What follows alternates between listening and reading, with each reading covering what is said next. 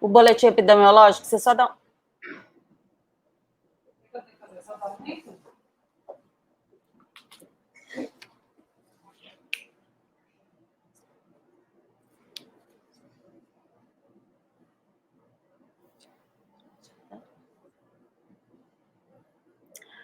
Olá, boa tarde. Estamos começando mais uma edição do Mário Pena Conecta. Sejam todos muito bem-vindos aí para falar com a gente. Hoje um assunto muito especial. Nós vamos falar sobre o Setembro Amarelo, que é o mês de prevenção ao suicídio.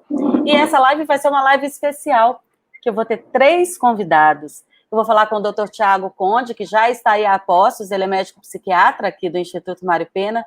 E, além disso, eu vou falar também com as psicólogas, 2 psicólogas que são especialistas aí no assunto, que é a Tainá Amorim e a Jéssica Dark. Daqui a pouquinho elas entram aí para falar com a gente, viu? Eu estou vendo aí que as pessoas já estão entrando.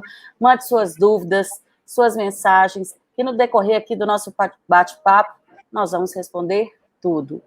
Antes de começar, vamos àqueles recadinhos básicos que eu sempre falo. Vocês podem perceber que eu estou sem máscara, doutor Tiago também está sem máscara, assim como as psicólogas que vão entrar daqui a pouco. Mas isso porque nós estamos respeitando todo o protocolo de segurança aí da pandemia e, por isso, o doutor Tiago está num ambiente, eu estou em outro, e as meninas estarão cada uma em outras salas, cada uma separada, todo mundo separado, para que ninguém corra o risco. E mais uma coisinha aí, só para dar um tempo até as pessoas continuarem a entrar, eu estou vendo mais algumas pessoas, eu consigo ver aqui quem são as pessoas, as mensagens ou não?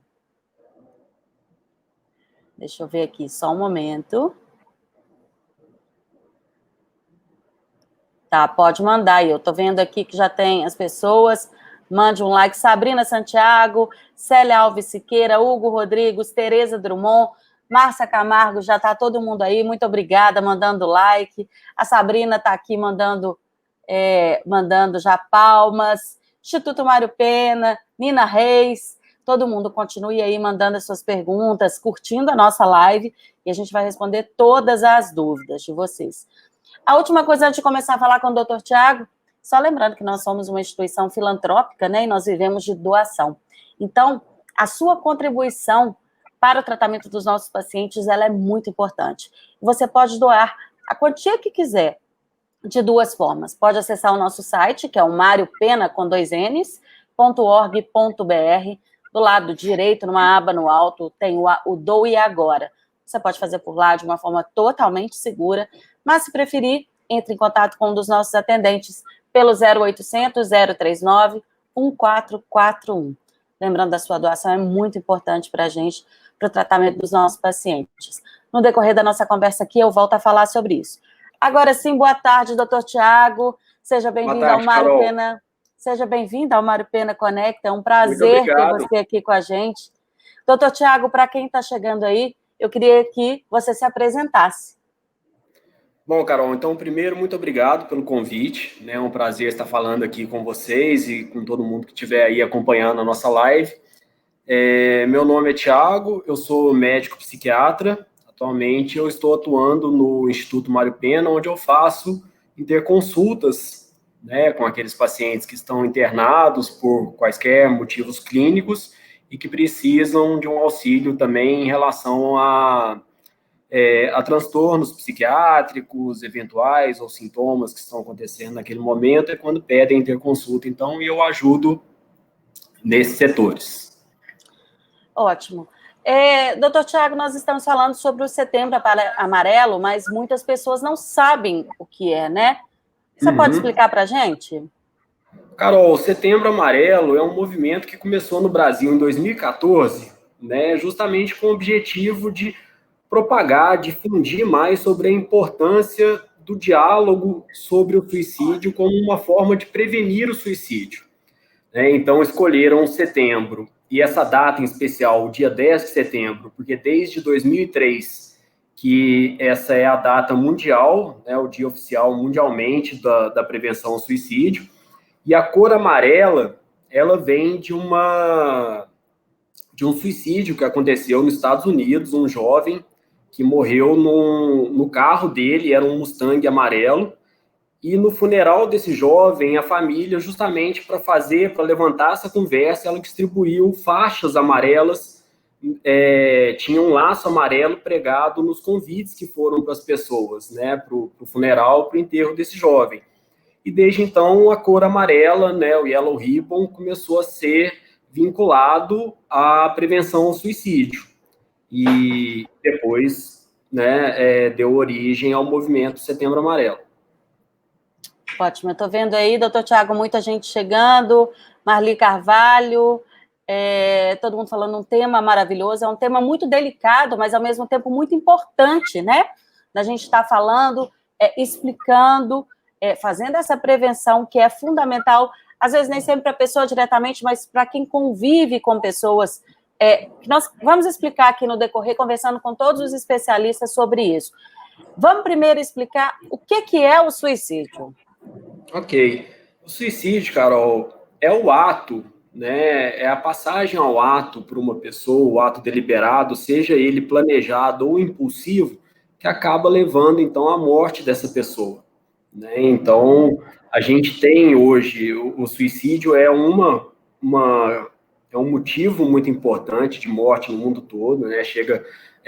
Os dados mostram aí 800 mil a 1 milhão de suicídios por ano no mundo. E no Brasil, em média, 32 brasileiros perdem suas vidas todos os dias por causa do suicídio. O Brasil é o 8º país no mundo em número de suicídios, e principalmente entre jovens, né, de 15 a 29 anos, é a terceira causa principal de morte nessa faixa etária. Então, tá aí a importância de tudo que envolve a ocorrência desses atos, né? Então, reforçando aí, para quem está nos acompanhando, é um dado muito alto. São 32 mortes por dia, doutor Tiago. Isso no Brasil. No Brasil. No mundo todo, por ano, morrem em torno de 800 mil pessoas a 1 milhão de pessoas. Então, tá aí a importância, né, da gente bater o papo hoje sobre isso, o tema escolhido, e justamente no dia de prevenção ao suicídio. Doutor Tiago, vamos falar agora um pouquinho sobre quais os fatores de risco ao suicídio que as pessoas devem ficar atentas e alerta. Ok. Então, eu acho que a discussão começa principalmente aí, sabe, Carol? A gente pode levantar vários fatores de risco para o suicídio, né? Então, tem aqueles que a gente pega principalmente dados estatísticos, como a ocorrência de tentativas prévias de suicídio ou a ocorrência de transtornos mentais, né? E estatisticamente eles estão vinculados a mais de 90%, tanto das tentativas de suicídio quanto dos suicídios que acabam, né, tendo a fatalidade, como, né, os suicídios mesmo. E desses transtornos mentais, o transtorno do humor é o mais importante, respondendo aí por 35%, mas eu acho que o principal fator de risco disparado é não falar sobre o suicídio, sabe? Então, a gente vive numa cultura em que a tendência das pessoas é considerar sentimentos e pensamentos negativos como sinal de fraqueza ou de fracasso, né? Como se eu estou triste, se eu estou angustiado, se eu estou choroso, isso deveria acontecer somente em situações que são ruins, né? Em vida, em contexto, ou aquela pessoa que está vivendo numa situação que é considerada objetivamente boa, mas que está triste, então essa pessoa é fraca de alguma forma.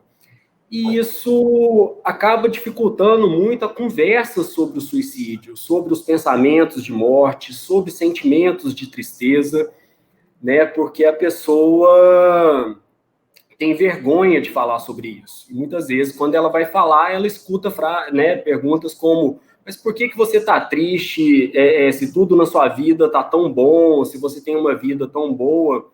Só que, na verdade, isso não depende da realidade objetiva, né? Mas da nossa percepção naquele momento. Então, uma pessoa que está sofrendo, que está num contexto que é angustiante para ela, o subconsciente dela não vai julgar os fatores objetivos que existem no contexto dela, né? Mas a distância entre a expectativa dela em relação ao que ela gostaria que estivesse acontecendo naquele contexto e a percepção de realidade naquele momento.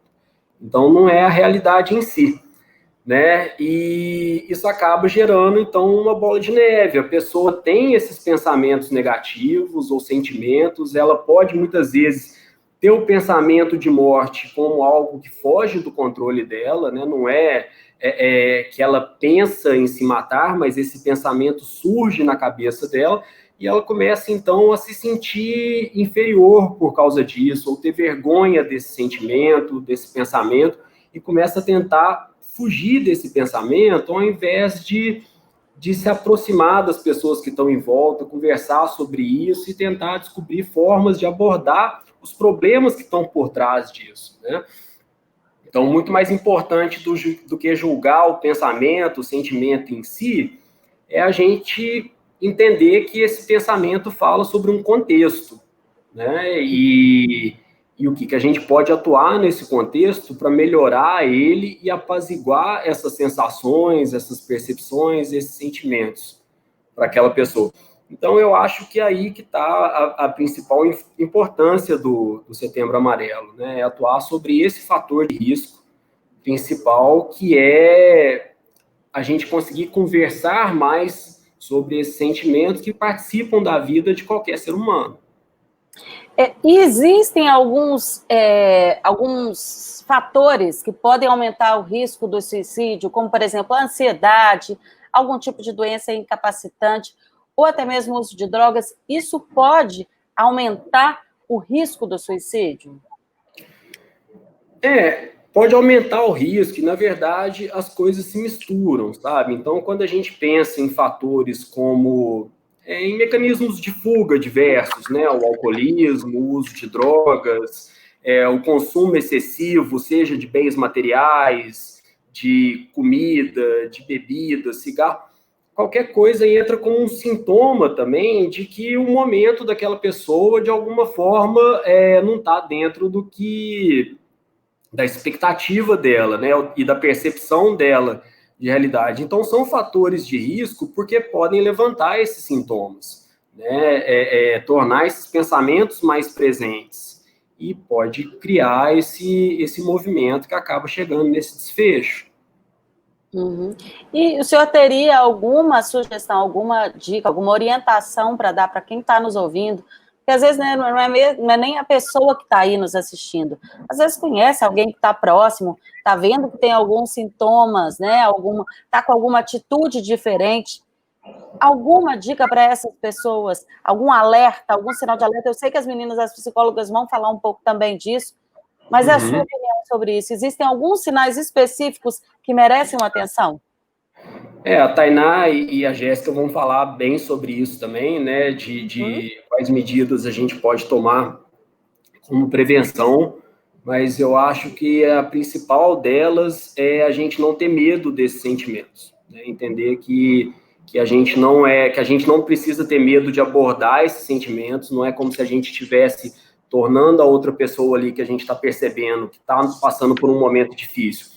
Abordar esse tipo de sentimento com conversa não é tornar aquela pessoa inferior, né? Não é falar que ela é mais fraca ou que ela não está conseguindo, né, desempenhar as coisas que ela gostaria, justamente reconhecer que isso é humano e que a gente pode falar sobre isso e que essa é a melhor forma de... É importante falar, né, doutor Tiago? Com certeza. Tá, vamos fazer o seguinte, doutor Tiago, continua aqui com a gente. A você que está aí nos assistindo, continue mandando suas perguntas, suas dúvidas, a gente vai responder. Agora eu vou chamar mais uma convidada, que é a psicóloga Tainá Amorim. Ela vai entrar, está entrando, está aí já, Tainá. Oi, Tainá, bem-vinda ao Mário Pena Conecta, você me ouve? Sim, olá, Carol, olá, doutor Tiago, olá, pessoal. Muito bem-vinda. Falando aí, Tainá, seja muito bem-vinda. Para quem está aí chegando, nós estamos falando hoje sobre o Setembro Amarelo, que é um mês de prevenção ao suicídio. Então, nós conversamos agora há pouco com o doutor Tiago, ele já falou um pouco, ele vai voltar a falar mais tarde um pouco. E agora nós vamos falar com a Tainá Amorim. Tainá, nós vamos falar agora sobre os fatores de proteção. Isso, os fatores de proteção. Primeiramente, eu esqueci de perguntar, Tainá, faz uma breve apresentação sua aí para quem está nos assistindo, desculpa. Bom, eu sou Tainá Amorim, eu atuo no Instituto Mário Pena, no Hospital Luxemburgo, junto dessa equipe, e sou formada pela PUC Minas, estou me especializando em psicologia hospitalar pela Santa Casa, e hoje estamos aqui falando desse tema tão importante, né, Carol? É isso aí. Então, vamos começar falando sobre isso, sobre os fatores de proteção ao suicídio? Sim, os fatores de proteção são tão importantes quanto os fatores de risco. Antes de qualquer coisa, eu gostaria de ressaltar que não é porque tem um fator de proteção que o fator de risco a gente deve esquecer dele. Todos esses fatores devem ser considerados. Então, como fator de proteção, a gente tem aí pessoas com uma capacidade de lidar com problemas de uma forma positiva, de enfrentar momentos difíceis, que a gente chama de resiliência. Isso é um fator de proteção muito importante. A gente tem também questões relacionadas, por exemplo, a estar empregado, estar casado, ter crianças em casa, também são vistos como fatores de proteção. Uma gravidez planejada, realizar o pré-natal, também. Podemos citar também ter hábitos saudáveis, um estilo de vida saudável, seja uma alimentação, a prática de um exercício físico, né? O uso do tempo de lazer, poder ter momentos com atividades que dê prazer. A gente também tem a importância aí dos laços sociais, o apoio, um bom apoio familiar. Lembrando que família não é só os laços de sangue, né? A gente pode encontrar essa rede de apoio em diversos lugares. Pode ser no condomínio, na comunidade religiosa, no trabalho, na escola, em espaços culturais. Então, todo ambiente em que a pessoa puder falar sobre suas alegrias e suas tristezas, dividir, compartilhar e fortalecer. Por isso aí a rede de apoio é tão importante. E por último, mas não menos importante, também gostaria de mencionar como fator de proteção o acesso a espaços de cuidado da saúde mental, o acesso a esses serviços, seja psicologia, psiquiatria, serviços que proporcionem esse cuidado. Tainá, só aproveitando aí, vou fazer o registro das pessoas que estão aqui nos acompanhando. Vários profissionais aí, psicólogos, colegas aí estão aqui te elogiando, viu? Profissional dedicado e competente, muito orgulho. Excelente profissional, excelente representante da categoria. Muito orgulho. Tem muitas pessoas aqui, ó. Fátima de Castro, Sabrina Santiago, a Gisele Mesquita, Hugo Rodrigues, todo mundo aqui batendo palma, elogiando o nosso bate-papo. Muito obrigada a vocês que estão aqui nos acompanhando, continue aí, mas a gente quer perguntas também. Mande que nós vamos responder aqui. Tainá, enquanto isso, vamos falar agora, existem muitos mitos, né? Mitos e verdades. Vamos falar um pouquinho disso aí. Primeira coisa, quando uma pessoa ela pensa em suicidar, ela pensa uma vez. Vamos dar um exemplo. A pessoa pensou em suicidar, mas acabou que ela não suicidou. Existe um risco dela voltar a ter esse pensamento mais para frente da vida? Sim. Mas assim, quando uma pessoa pensa em suicídio, é importante que ela tenha um espaço de cuidado, de acolhimento, para que esse pensamento não se repita, para que esse pensamento possa ser escutado, possa ser acolhido e possa ser cuidado. Né? Então, não é algo que vai ser para o resto da vida. Com o tratamento adequado, com o suporte necessário, esse pensamento pode sim desaparecer, vamos dizer assim. A gente sabe que, segundo a Organização Mundial de Saúde, é a segunda maior causa de mortes entre 15 e 29 anos. Mas claro que não é só nessa faixa etária. Crianças, jovens, adultos, idosos, todos estão suscetíveis a esse pensamento, a essa ideação. Mas com o cuidado, isso não vai ser para toda a vida. Uhum. Outra coisa também que é muito falada, assim, olha, a pessoa tentou suicídio, mas foi só para chamar a atenção. Mito ou não? Isso é um pensamento muito perigoso, né? Nós estamos acostumados a rotular muito, a julgar muito. Então, muitas vezes, as pessoas que suicidam, elas, de alguma forma, sinalizam e muitas vezes verbalizam claramente sobre essa ideação. Isso deve ser acolhido, como eu disse, isso deve ser cuidado e não rotulado. Essas rotulações, isso não ajuda em nada, né? Só banaliza aquele sofrimento. E o sofrimento psíquico, ele não tem que ser banalizado. Por isso é tão importante a gente falar sobre esse assunto, né? A gente está aqui falar, hoje, né, Tainá? Precisamos falar. Os números crescem e indicam essa necessidade. A Organização Mundial de Saúde coloca para a gente que a cada 40 segundos, uma pessoa no mundo morre por suicídio. Isso é muito alarmante. Se a gente pensar nesse tempo de live, quantas pessoas, né, já não suicidaram? É inaceitável, né? A gente precisa cuidar. O sofrimento tem que ser cuidado, existe espaço para isso. Por isso tão importante nosso Setembro Amarelo, e não só em setembro, né? O sofrimento não começa e não termina em setembro. Não, muito pelo contrário, a gente tem que pensar nisso diariamente, em como ajudar, em como ouvir, né? Você está falando tanto disso, isso é muito importante. As pessoas não se calarem, elas estão sempre falando, e todo mundo muito pronto para atender. Eu falei até com o doutor Tiago, é muito importante a gente ficar em alerta aos sinais, porque às vezes a pessoa não está ali calada, quieta, à toa. Então, é bom a gente... Você, por exemplo, orienta as pessoas. Se eu, por exemplo, eu encontro uma pessoa da minha família, um amigo, eu percebo que ele mudou o comportamento, ele está mais quieto, é importante chamar e conversar. Olha, o que está acontecendo? O que você sugere nisso? Com certeza. Esse olhar atento, Carol, ele é fundamental, né? De perceber ainda mais você tendo um amigo, uma pessoa próxima, às vezes é até mais fácil de oferecer esse acolhimento. Então, poder auxiliar essa pessoa a buscar ajuda, né? Porque às vezes sozinha ela não vai conseguir. Às vezes ela está naquele mundo escuro, naquele mundo dolorido e sofrido. E às vezes é um amigo, é a rede de apoio aí que eu disse como fator de proteção, né? Que vai ajudar essa pessoa a buscar um serviço, buscar um tratamento, porque o sofrimento psíquico ele tem tratamento. Faz parte das linhas de cuidado aí. A gente vai no dentista, a gente vai no cardiologista, e também tem a questão do cuidado com a saúde mental, que a gente às vezes rotula e julga, né? Tem assim, é coisa para doido, a gente escuta muito isso no consultório, né? Doutor Tiago está aí para como ele deve ouvir isso, né? Eu não vou ao psiquiatra, porque psiquiatra é coisa de doido. Muita gente fala isso. É de extrema importância as pessoas saberem que não é para ter vergonha, pelo contrário, buscar ajuda não é vergonha para ninguém, né? Não. Sabe uma coisa que é muito interessante, Carol? Desculpa interromper, Tainá, mas que a gente vê muito no consultório, a Tainá deve ver também demais, é quando a pessoa chora e depois pede desculpa por estar chorando.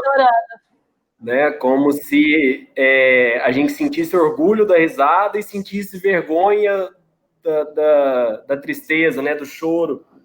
Então, como se esse tipo de julgamento que a gente faz. Né? Por que a gente não tem vergonha de sorrir, né? E o mesmo não deve acontecer, a gente não tem que ter vergonha de chorar. Tainá, outra coisa, quando uma pessoa ela mostra sinais de melhora, né? Ela pode ter tentado suicidar, ou ela pode estar muito para baixo, ela apresenta sinais de melhora, ou até mesmo ela sobrevive de um suicídio. Essa pessoa ela está fora de perigo, ou ela merece algum atendimento especial, algum olhar mais atento? Então, esse momento de melhora é um tempo de ainda muito perigo, é um momento muito perigoso ainda, nesse princípio de melhora. Muitos ainda estão até hospitalizados após uma tentativa e apresentam uma melhora. Esse momento ainda precisa de cuidado, ainda precisa de atenção. Esse sofrimento precisa de um cuidado ainda. Talvez o doutor Tiago também possa falar algo nesse sentido, né? Que no início, quando começa uma medicação, começa um tratamento, tem esse momento de melhora e a atenção redobra. Continua sendo um tratamento, continua sendo um momento de cuidado, de atenção. Aqui, chegou uma pergunta da Josi Batista, aí vocês vejam quem vai responder. Devemos apoiar a pessoa se ela manifestar o desejo de se expressar? Nós já falamos até sobre isso, mas é bom responder, né? É sempre importante esse espaço para o diálogo, para a fala, para a gente verbalizar. Eu costumo falar que quando a gente pensa, às vezes fica como um pinball, né? Aquele joguinho da bolinha batendo. Então, os pensamentos às vezes ficam confusos. Quando a gente tem a oportunidade de poder expressar, de poder verbalizar, colocar isso em palavras, as coisas podem tomar caminhos mais possíveis. O que parecia um sofrimento, o que parecia um desespero muito grande, às vezes é um sofrimento, sim, é real. E isso pode tomar caminhos possíveis. Então, com certeza, espaços para diálogos, espaços para fala são sempre bem-vindos. Isso é muito importante. Ô, doutor Tiago, outra coisa, quando a pessoa está... muitas outras pessoas, a gente está falando de julgamento, né? como as pessoas são julgadas, às vezes fazendo um tratamento psicológico. Eu sei de casos de pessoas que fazem o tratamento psiquiátrico e aí, às vezes, estão sob medicamentos, né? E retiram o medicamento por conta própria. E isso pode acabar piorando a situação. Me corrija se eu estou errada. Eu acho importante falar isso, porque essa é uma dúvida de muitas pessoas. Com certeza, é importante falar sobre isso, sim, porque o medicamento na psiquiatria, né, ele não tem o objetivo de curar, até porque não é algo que deva ser curado, é um momento da pessoa que envolve vários fatores, né, e, de certa forma, aqueles sintomas estão muito aflorados. Então, quando a gente lança mão de um medicamento, o nosso objetivo é agir sobre neurotransmissores, né, sobre a química do nosso cérebro, para apaziguar um pouco aquilo que está exacerbado. Uma das coisas principais, quando a gente fala em ansiedade, em depressão, é a sensibilidade da pessoa. São contextos que envolvem riscos para o nosso consciente, naturalmente, para lidar com eles, o nosso cérebro vai aumentar o nosso nível de alerta, né? E alerta é sensibilidade, então a gente fica muito mais sensível para as coisas. Por isso que a gente começa a sentir mais o impacto, né? A pessoa percebe que aquilo que não incomodava tanto antes, agora está incomodando muito mais, e começa a gerar aquela bola de neve. Então, quando a gente lança a mão de um antidepressivo, geralmente o objetivo é esse, apaziguar um pouco essa sensibilidade, ou dar um pouco mais de energia e motivação para a pessoa agir no contexto dela, né? Modificar ele em atitudes, na sua rotina, nas suas relações, por aí vai. E até que chega um momento em que o contexto daquela pessoa melhorou e o remédio ele já começa a se tornar menos necessário. E é quando a gente começa a pensar em tirar ele. Só que esse momento ele deve ser guiado, porque quando a gente faz a retirada do remédio de forma brusca, essa sensibilidade ela tende a aumentar muito rápido naquele momento. Então a pessoa, né, ela está mais segura, e isso é muito positivo, na verdade, faz parte da construção que ela vem trilhando, né? Mas às vezes isso pode acabar coincidindo também com alguma intercorrência, alguma coisa que acontece naquele momento e que a sensibilidade da pessoa fica muito aumentada pela retirada brusca do medicamento, e aí ela acaba percebendo, então, uma recaída nos sintomas, né? Aqueles sintomas que estavam mais apaziguados voltam a aflorar, e isso cria sensações ruins, como de fracasso, que o tratamento não valeu para nada, que tudo voltou ao ponto inicial, né? Por isso acaba sendo tão prejudicial. Então, para a retirada do remédio, tem sim que ter um acompanhamento para serem orientadas esses fatores importantes. Tá, para a gente dar sequência aqui, podemos chamar, vamos colocar a Jéssica aí também, que aí a gente continua o nosso bate-papo. Só primeiro eu queria agradecer as pessoas que estão aqui nos assistindo. Tainá, para a entrada da Jéssica, eu vou precisar que você, a sua imagem vai desaparecer, mas você pode voltar também, tá? Muito obrigada pela sua participação aqui com a gente. Tem muitos elogios aqui. Antes de você despedir, então, deixa eu só ler aqui para você, ó. Tainá, muito orgulho de você. Doutor Tiago, muito bom. Para mim, todos deviam fazer terapia. A Josi Batista está aqui falando. Dando parabéns. Nícia Araújo, excelente. Sabrina Santiago, doutor Tiago, palmas para você. Muito obrigada, Tainá. Muitos elogios para você. Tanto eu vi aqui, tanto os profissionais quanto as pessoas que estão aqui nos assistindo, viu? Vou dar o espaço para a Jéssica e qualquer coisa aí a gente volta, tá? Muito obrigada. Vamos chamar agora a Jéssica aí, ó. A Jéssica Dark também, psicóloga. Olá, Jéssica, boa tarde, seja bem-vinda ao Mário Pena Conecta. Você me escuta? Sim, estou escutando. Carol, me escuta? Escuto sim. Bem-vinda aí mais uma vez. Faça a sua apresentação aí para quem está chegando aí, ó. Já tem comentário para você aqui, viu, Tainá? Mas eu vou deixar primeiro você se apresentar e aí eu vejo aqui com você. Ótimo. Boa tarde, Carol. Boa tarde. Perdão, falei Tainá. Tainá saiu e eu falei Tainá do mesmo jeito. Jéssica, desculpa. Sem problemas. Boa tarde, Carol. Boa tarde, Tiago. Boa tarde a todos que estão assistindo a live. Eu acho muito importante a gente poder verbalizar sobre esse tema, que ainda existem muitos mitos, muito mistificado, e eu acho super importante tanto o Instituto, né, tanto a equipe, tem aberto esse espaço para a gente poder falar sobre isso. Que bom, sua presença aqui vai ser muito boa. Até então a gente falou sobre os assuntos, né, do que é, só para as outras pessoas, quem está chegando aí agora, nós estamos falando sobre o Setembro Amarelo, que é o mês de prevenção ao suicídio. Então, agora, a Jéssica que está aqui com a gente, nós já falamos em prevenção, agora vamos falar um pouquinho, você pode falar um pouquinho do que é pós-venção, porque muitas pessoas às vezes nem sabem o que é isso, né? É um tema muito pouco difundido no Brasil. A pós-venção não tem nenhum significado no nosso dicionário da língua portuguesa e, né, ainda é muito pouco falado, como também é pouco falado sobre o suicídio, enfim. Todos esses temas que trazem esse desconforto, as pessoas preferem não verbalizar sobre isso, tá? A pós-venção é um cuidado da saúde mental aos sobreviventes após o suicídio. Quem seriam esses sobreviventes? É a família, os amigos, os colegas, os profissionais de saúde que atenderam esse caso, enfim, é todos aqueles que tiveram algum contato com esse sujeito, de alguma forma. E, né, claro que, né, tanto para a família, tanto para conhecidos, o suicídio traz um grande desconforto, né?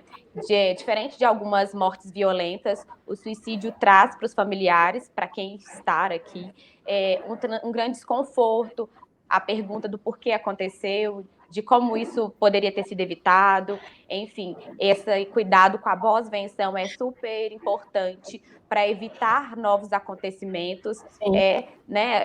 Um dos objetivos da pós-venção é minimizar esses efeitos drásticos com esse óbito, né, tão inesperado, promover saúde mental a esses familiares que, né, estão passando por um momento muito complicado e evitar a continuação disso, né? Existem alguns casos de suicídio após suicídio. Então, é muito importante a gente cuidar da saúde mental desses sobreviventes, tá? Cerca de 7% da população, são dados da OMS, tá? Da Organização Mundial de Saúde, 7% todo ano, 7% da população mundial passa por esse momento pós-suicídio. Então, esses sobreviventes é uma grande parte da população, cerca de 60 pessoas para cada suicídio são afetadas diretamente ou indiretamente. Então, a gente está falando de várias pessoas e de um momento muito complicado, né? Porque ainda é pouco difundido, pouco falado, então traz muitos, né? Traz além da perda,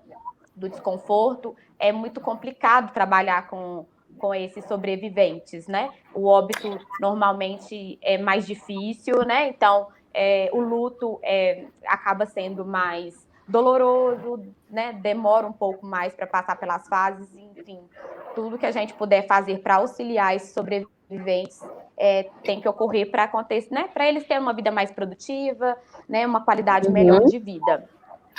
Tem uma pessoa aqui que está falando, eu acho que é uma abordagem bem relevante e importante. Ela falando que muitas pessoas próximas de quem cometeu o suicídio, elas se sentem culpadas. Então, o sentimento de culpa é outra coisa que, com certeza, vocês trabalham muito, né? Sim.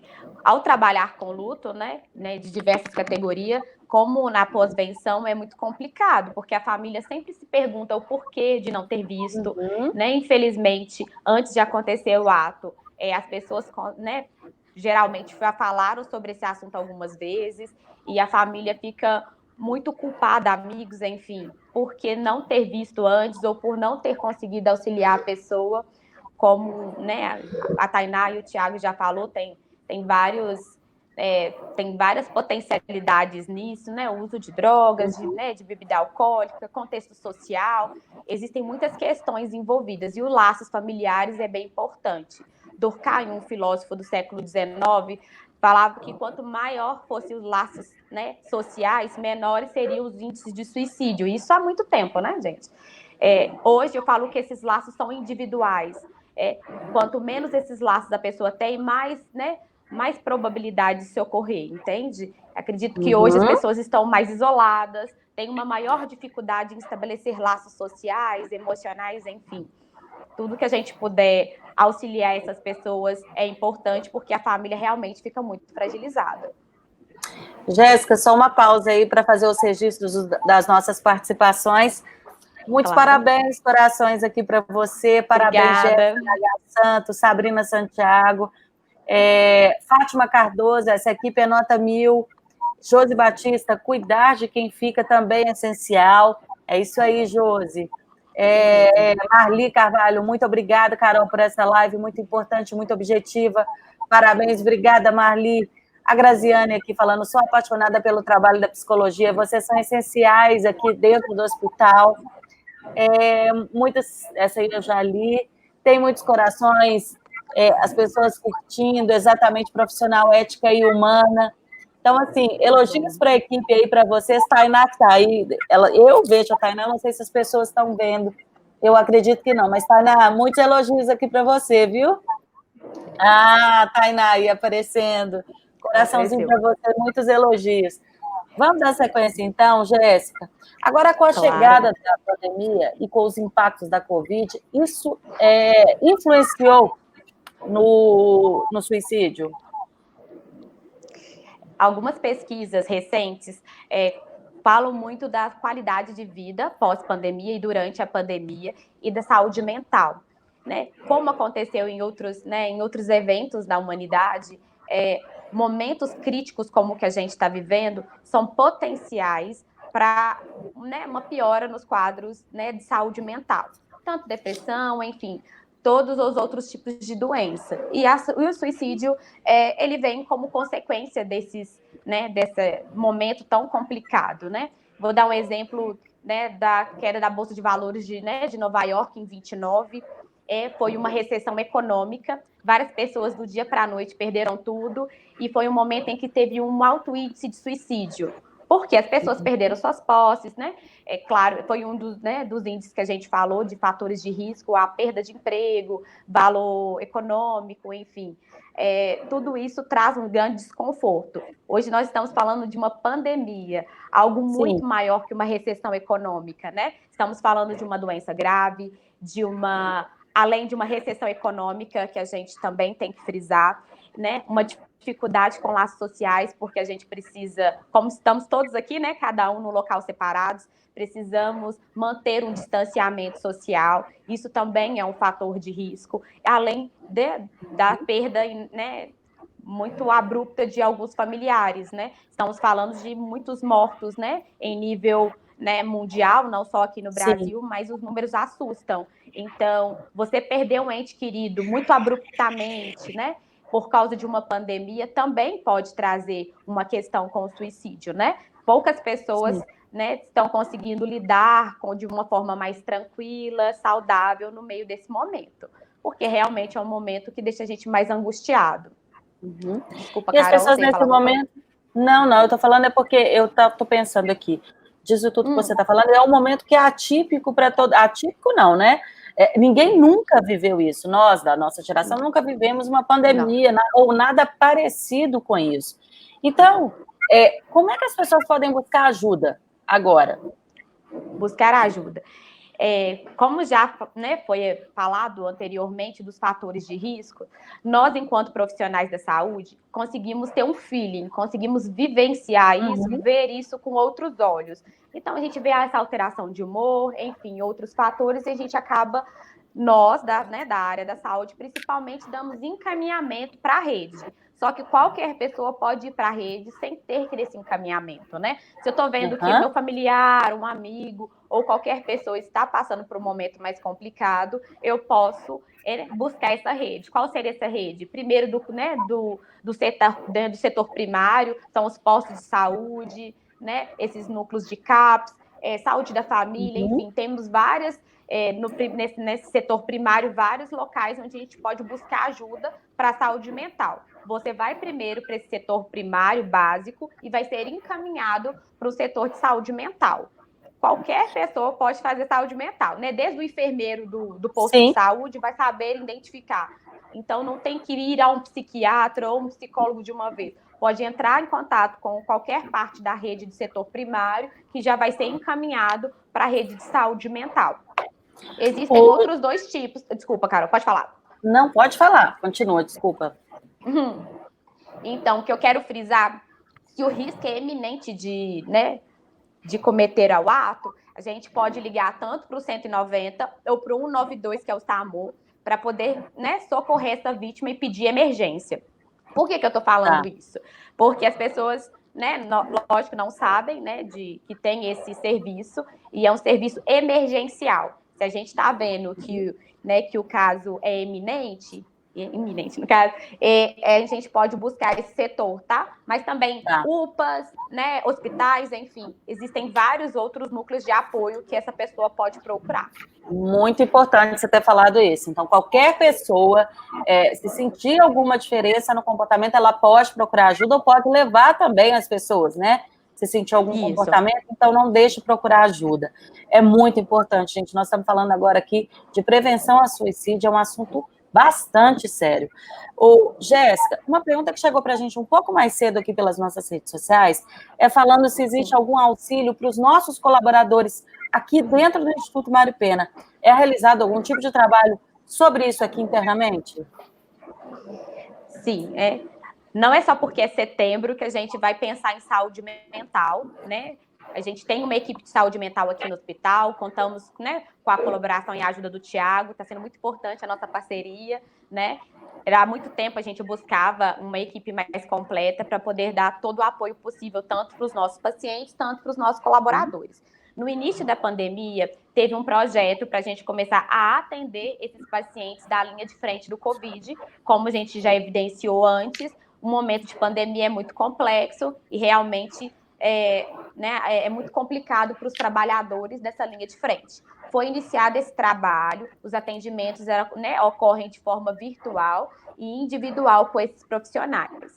Com o decorrer da pandemia, a gente viu, né, a necessidade de expandir esse projeto. Né? Muita gente parava a gente no corredor, se a gente poderia, né, ter uma escuta, realizar algum atendimento. Hoje o atendimento foi expandido para todos os colaboradores do IMP, todos que querem, desejam e acham importante ter o acompanhamento. Estamos de portas abertas, tanto para nos procurar, tanto para procurar a sua liderança, eles passam essas informações, a gente liga e agenda esses atendimentos com os colaboradores. É muito importante a gente olhar pela saúde dos nossos colaboradores também, porque todos nós fazemos parte do Instituto, tanto os pacientes quanto os colaboradores. E é importante, né, Jéssica e doutor Tiago, a gente falar que não é vergonha pedir atendimento, não tenha medo de falar, olha, eu não vou falar com a minha chefia porque eu tenho medo, eu tenho vergonha. Não, procure ajuda, pelo contrário. Nós todos aqui no Instituto Mário Pena estamos abertos para você, nosso colaborador. Porque a gente quer ver quem trabalha com a gente, quem está por perto da gente, independente de quem seja, a gente quer ver bem, né? Então, não tenha vergonha de procurar ajuda do superior ou diretamente, se quiser fazer um atendimento mais reservado, procure aí o setor de humanização, as nossas psicólogas estão todos prontos para ajudar você. Só lembrando aí, para quem está nos acompanhando, não deixa de compartilhar, não compartilha aí a nossa live, o Mário Pena Conecta, com a sua rede de contatos, compartilha esse assunto que é tão importante, né, que a gente está falando aqui do Setembro Amarelo. Doutor Tiago, tem mais perguntas, e Jéssica aqui também, tem uma específica. Doutor Tiago, o momento de maior cuidado com o uso de medicação de alguém seria aquele que demonstra muita instabilidade emocional, ou é recomendável não aguardar tanto tempo? Qual seria o melhor momento? Desculpa, Carol, qual seria o melhor momento para abordar alguém que está com instabilidade emocional? Isso, exatamente. Não, eu acho que a partir de um momento... Oi? Existe um tempo que a gente deve aguardar para abordar a pessoa que está instável? Não, quanto antes essa pessoa se sentir acolhida, tiver um atendimento, que seja de um profissional da saúde, ou que seja de um amigo, de um familiar que está percebendo aquela situação, melhor, porque aí pode impedir, né, que esse ciclo continue evoluindo e aumentando o risco de haver uma passagem ao ato ali. Né? Então, a partir do momento que a gente vê, aquilo que a gente vê que um amigo está mal, que um parente está mal, é não ter vergonha mesmo de oferecer o ombro e né, oferecer a mão para essa pessoa e falar, olha, vem cá, como que estão as coisas, o que você tem passado, como que você tem enfrentado isso, sem julgamento sobre o quão difícil é objetivamente aquele contexto, né? Porque esse que acaba sendo o problema. Então, assim, a gente não precisa... muitas vezes a gente deixa de oferecer ajuda para alguém que a gente conhece, né? Do nosso círculo mais íntimo, amigos, familiares, porque a gente pensa assim, mas aquela pessoa não tem motivo para estar triste, né? Ela não passou por nada muito grande na vida dela nesse momento, como a Jéssica estava falando, né? De um momento tão importante como a pós-venção. Então, assim, esse momento a gente sabe, né? Geralmente a gente chega lá, oferece, fala, sei que teve uma morte na sua família, como que você está em relação a isso? Agora, acontece também com aquele parente ou amigo nosso que está passando por um momento que objetivamente a gente não julga ser um momento difícil, mas a pessoa está sofrendo muito com aquilo dentro da percepção dela, dos sentimentos dela, e tem vergonha de falar. Então, quanto antes, né, for detectado esses sinais, a tristeza, o afastamento, o desânimo para as coisas, a queda em rendimentos diversos, né, em funcionalidades diversas no dia a dia, como contato social, trabalho, vida acadêmica, relacionamentos diversos. Então, a gente já pode, né, como amigo, como conhecido, abordar essa pessoa e perguntar para ela se está tudo bem, é uma demonstração de carinho. E devemos, né? Com certeza. Outra coisa que eu vou chamar agora a Tainá, tá, Jéssica? Vou dar uma alternada aqui, só chamar a Tainá aqui um pouquinho. Tainá, eu tô vendo aqui, Jéssica continua nos ouvindo, tá? Para quem não sabe, ela continua nos ouvindo, ela só não está aparecendo aqui na tela. Antes de te tirar, Jéssica, eu sei que você está me vendo e eu também estou te vendo. Então, aqui, ó, tem parabéns, Jéssica, pelo belo trabalho e participação. Jéssica é uma grande profissional. Ela aí, ó, deixa eu falar com você aqui, voltando. Parabéns. Uma pessoa te agradecendo aqui, ó. Parabéns, sou técnica de enfermagem, sentia falta desse acolhimento na instituição que trabalhava. Parabéns, é muito bom a gente ter esse retorno, né? Então, é bom que... sinal que o que a gente está falando aqui está sendo muito válido mesmo. Tainá, agora, uma pergunta aqui para você. A depressão, ela tem cura? É uma pergunta que está aqui com você. Você responde? Talvez juntos aí, eu e o Dr. Tiago, a gente possa falar sobre isso, né? Mas o sofrimento mental, existe um cuidado, né? Existe uma linha de tratamento, existe uma linha de cuidado e auxílio. Então, a gente pode, sim, tomar caminhos mais leves frente à vida. Então, nada é tão definitivo assim. É claro que é um cuidado que, muitas vezes, perpassa um tempo, né? Não é algo de um dia para o outro. Então, é um caminho em que a pessoa, com a ajuda de um profissional, com um apoio, ela consiga atravessar. Doutor Tiago, tem aqui uma pergunta da Natália Oliveira, ela perguntando: doutor Tiago, quais são os transtornos que merecem uma maior atenção? Personalidade, humor? Entre transtorno de personalidade e humor, a gente não pode fazer essa distinção de qual que merece mais atenção, porque eles se complementam, né? Então, todos nós, ao longo da vida, nós vamos criando traços que a gente pode considerar como a nossa personalidade, né? E cada traço de personalidade tem tendências a lidar de formas diferentes com determinadas situações. Então, tem aqueles traços de personalidade que oferecem mais risco, né? Uma pessoa ter um transtorno de personalidade, então ter uma personalidade que traz prejuízos para ela no dia a dia, não exclui essa pessoa ter também um transtorno do humor, né? Então, eu posso ter uma personalidade com instabilidade emocional e, ao mesmo tempo, estar passando por um contexto na minha vida que gera sintomas diversos que podem ser definidos como um transtorno do humor depressivo, né? Então, essas coisas podem coexistir, e todas elas trazem muito risco de agravamento mesmo, de chegar uma passagem, né? Então, por isso que é tão importante a conversa, a abordagem e o tratamento. Ok. Meninas e menino, infelizmente a nossa live está chegando ao fim, o Mário Pena Conecta, eu vou colocar as meninas aqui. Eu queria ver, tem alguma de vocês queira fazer alguma consideração final, falar alguma coisa? Eu vou abrir um espaço aqui.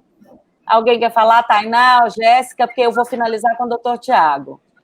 Acho muito importante esse espaço que a gente teve aqui nesse momento, essa conversa, né, para evidenciar um tema importante, apontar caminhos, onde encontrar ajuda, porque é possível e é importante que se cuide da saúde mental.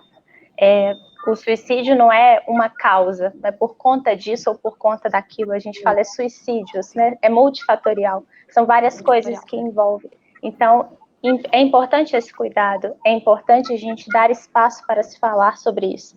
Gostaria de agradecer toda a equipe do marketing, todos vocês aí que auxiliaram para que isso acontecesse, e para todo mundo que está ouvindo a gente, que participou, que mandou sua dúvida. Muito obrigada. Tainá, eu que agradeço, nós agradecemos, né? Eu, em nome do marketing, de todo mundo que está aqui, agradecemos a sua participação, foi muito importante e esclarecedora. Jéssica, obrigada também. Você quer falar alguma coisa? Não, quero agradecer novamente pelo espaço. É muito importante falar sobre saúde mental e que cada vez mais a gente tenha mais espaço para poder falar sobre isso na instituição e, enfim, enquanto toda a sociedade. Obrigada, tanto Carol, tanto ao marketing, enfim, fico muito feliz de poder falar sobre um tema tão complexo e difícil enfrentado. Nós é que agradecemos. Mais uma vez, obrigada ao Mário pela vinda, né? Por estar aqui no Mário Pena Conecta. Em breve, com certeza, nós teremos uma nova oportunidade de um retorno para voltar a falar de outros temas aqui. Obrigada, Jéssica. E agora, doutor Tiago, suas considerações finais, doutor Tiago. Carol, eu acho que o que fica dessa conversa, né, é que o objetivo de conversar sobre o suicídio, de levantar essas questões, é justamente naturalizar, humanizar o pensamento de morte, o pensamento de suicídio, a fragilidade, a vulnerabilidade, entender que isso não é vergonha, não é que a pessoa está doida, nada disso. Então, eu falo muito com meus pacientes, né, quando a gente conversa sobre pensamentos de morte, sobre suicídio, eu acho que eu não consigo contar no dedo, assim, ao longo da minha vida, quantas vezes que já passou pela minha cabeça o pensamento de morte, e não conheço nenhum ser humano que nunca tenha passado pela cabeça dele também, porque no final das contas é um pensamento que acontece de certa forma natural em relação a determinados contextos, né? E é justamente essa vergonha, esse medo, essa tentativa de expulsar esses sentimentos que vai colocando peso em cima disso, e aí começa, assim, a passar para a parte do transtorno, da doença, e infelizmente acaba chegando nesse ato aí que tira tantas vidas no mundo todo. Então, eu quero agradecer demais mesmo por esse espaço, né, para falar um pouco sobre isso nessa live. Eu acho que é um mês muito importante, né, é uma conversa que pode salvar, sim, muitas vidas. Então, eu quero mesmo que, né, as pessoas que tenham assistido a live tenham se sentido acolhidas e que se sintam inspiradas também a acolher outras pessoas que estejam às suas voltas e que estejam passando por situações semelhantes a essas. Eu tenho certeza que sim, doutor Tiago, pelas reações, pelos comentários e pelo tanto de perguntas, eu tenho certeza que a nossa parte a gente fez e fez muito bem feito. Muito obrigada pela participação aqui do Mário Pena Conecta, você e todas as meninas, né, que continuem me vendo. Muito obrigada, meninas. Viu, coraçãozinho para vocês, vocês brilharam. E para quem está aí nos assistindo, antes de finalizar, só lembrando a vocês, se você pegou essa nossa conversa na metade, não conseguiu assistir tudo ou quer rever, nosso Instagram, pelo IGTV, e também no nosso canal do YouTube. Então, você pode ir lá, assistir tudo de novo, vale a pena. É um assunto muito importante que nós conversamos. E, para fechar, lembrando das nossas doações, que os nossos pacientes, eles vivem disso, né? O tratamento deles depende de você, da sua doação. Então, nós contamos com a sua colaboração de qualquer valor. Você pode fazer pelo nosso site, que é o mariopena.org.br, ou pelo 0800 039 1441. Obrigada mais uma vez aí pela audiência no Mário Pena Conecta. Nós voltamos com outros assuntos. Fique de olho nas nossas redes sociais. Tchau!